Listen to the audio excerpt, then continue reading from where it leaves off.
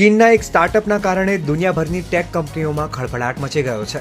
ચીનનું startup ડીપસીક એઆઈના learning model ક્ષેત્રમાં ક્રાંતિ લઈને આવ્યું છે. ડીપસીકનું લર્નિંગ મોડેલ દુનિયામાં સૌથી વધુ વપરાતા ચેટ જીપીટી કરતાં વધારે શક્તિશાળી, સરળ અને ઝડપી છે.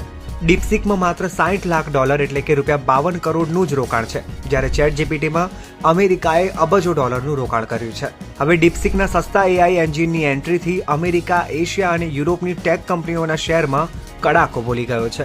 ટેક કંપનીઓના બજાર મૂલ્યમાં $1 લાખ કરોડ સાફ થઈ ગયા છે. ટેકનોલોજી શેરોના બજાર નાસ્ડેકમાં 994 પોઈન્ટ અને ફ્યુચર્સમાં 700 પોઈન્ટનો કડાકો બોલાયો હતો, તો ટેક જાયન્ટ એનવીડિયા કોર્પના શેરનો ભાવ 17% તૂટી ગયો હતો. આ કારણોસર એનવીડિયાનું માર્કેટ કેપ પણ $465 અબજ ઘટી ગયું હતું.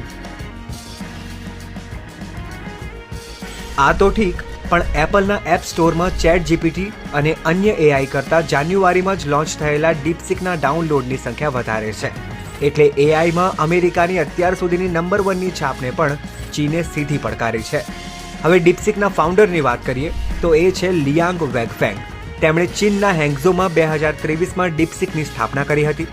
લિયાંગ પાસે એનવીડિયાની ચીપનો સ્ટોર હતો, જો કે અમેરિકાએ ચીનમાં આ ચીપની નિકાસનો પ્રતિબંધ જાહેર કર્યો, જેથી પોતાની પાસે રહેલી 50,000 જેટલી ચીપના આધારે લિયાંગને પોતાના એઆઈ માટે લાર્જ લર્નિંગ મોડેલ બનાવવાનો વિચાર આવ્યો.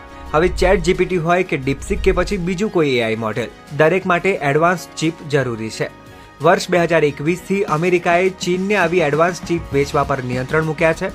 આ નિયંત્રણ હોવા છતાં ચીને આધુનિક એઆઈ એન્જિન બનાવીને દુનિયાને દંગ કરી નાખી છે.